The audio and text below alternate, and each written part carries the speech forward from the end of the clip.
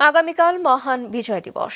মুক্তিযুদ্ধে শহীদ জাতির বীর সন্তানদের শ্রদ্ধা জানাতে এরই মধ্যে প্রস্তুত করা হয়েছে সাভারে জাতীয় স্মৃতিসৌধ এবং এর আশপাশের এলাকা।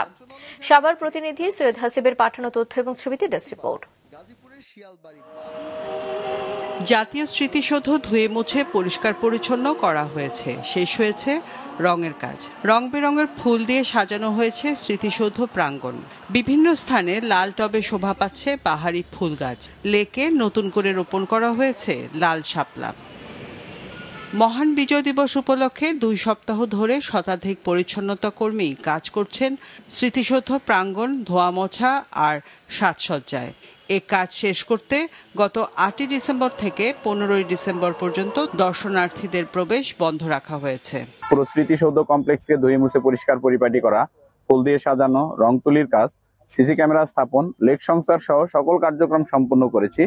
সাভার স্মৃতিসৌধ মহামান্য রাষ্ট্রপতি, মাননীয় প্রধান উপদেষ্টা সহ লক্ষ লক্ষ জনতার শ্রদ্ধা নিবেদনের জন্য পুরোপুরি প্রস্তুত রয়েছে।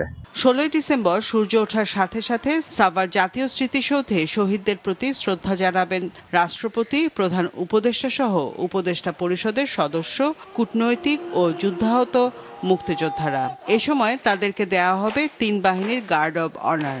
শেষ হয়েছে তাদের মহড়াও।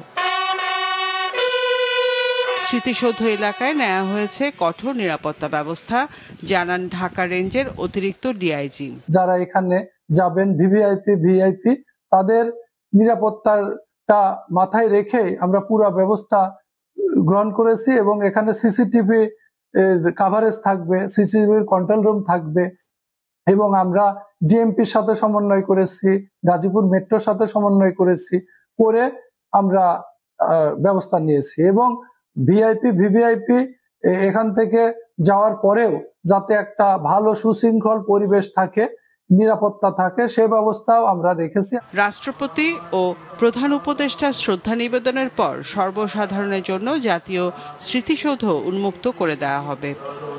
মাছরাঙা নিউজ ডেস্ক।